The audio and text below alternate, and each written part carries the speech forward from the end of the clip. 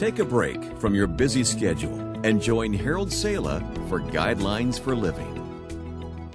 He rowed across the Pacific Ocean, 8,990 miles, but fell short of his goal 33 miles away.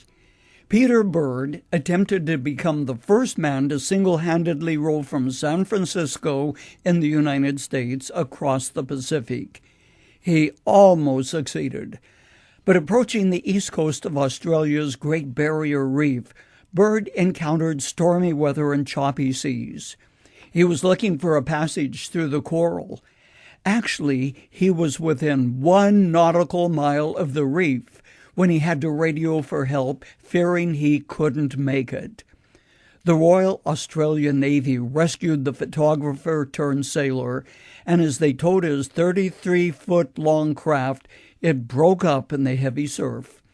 Though most would never dare to attempt what Peter Bird did, you have a profound admiration for one who would pit his life against such odds.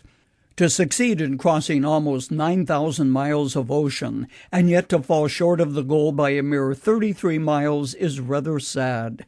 So close to the finish and then to end in failure.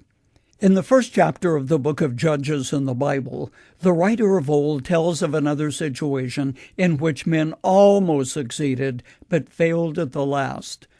God had promised the land of Israel to Joshua and the children of Israel. He told them to go up and to conquer the land, that he would go with them, that he would surely give them a complete victory. But this is what happened according to Scripture. The Lord was with the men of Judah. They took possession of the hill country, but they were unable to drive out the people from the plains. And Manasseh, one of the tribes or groups of people, did not drive out the people of Beth-shan. And when Israel became strong, they pressed the Canaanites into forced labor, but never drove them out completely. It is one thing to have your craft broken up on the Great Barrier Reef, quite another thing to give up when victory is in your grasp. Many years after the children of Israel went into the Promised Land, some New Testament believers were considering just giving up. The pressure was too great, the antagonism too sharp.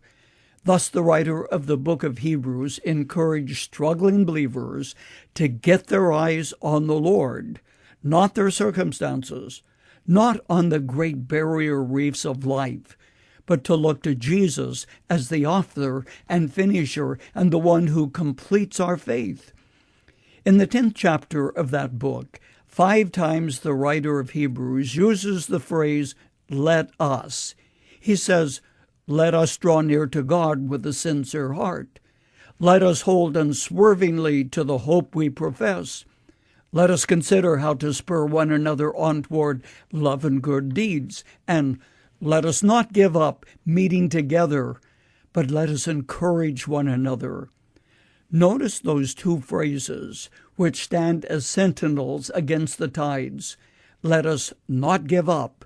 Let us encourage one another. Perhaps you've come a long, long way in your Christian walk, but you're discouraged and you feel like giving up. Hang in there, friend. Help is coming. Peter Bird did make it to Australia, but he had to have the assistance of the Australian Navy. And to reach your destination on heaven's shore may require that you let someone else encourage and give you a hand. It's all part of refusing to be destroyed on the great barrier reefs of life. Think about it. You've just heard Dr. Harold Sala with Guidelines for Living. If you'd like to listen to the program again, download a copy, subscribe to our devotional, or view other resources, visit guidelines.org. We would like to hear from you too. You can email us at info@guidelines.org. Thanks for listening, and we invite you to join us again for the next edition of Guidelines.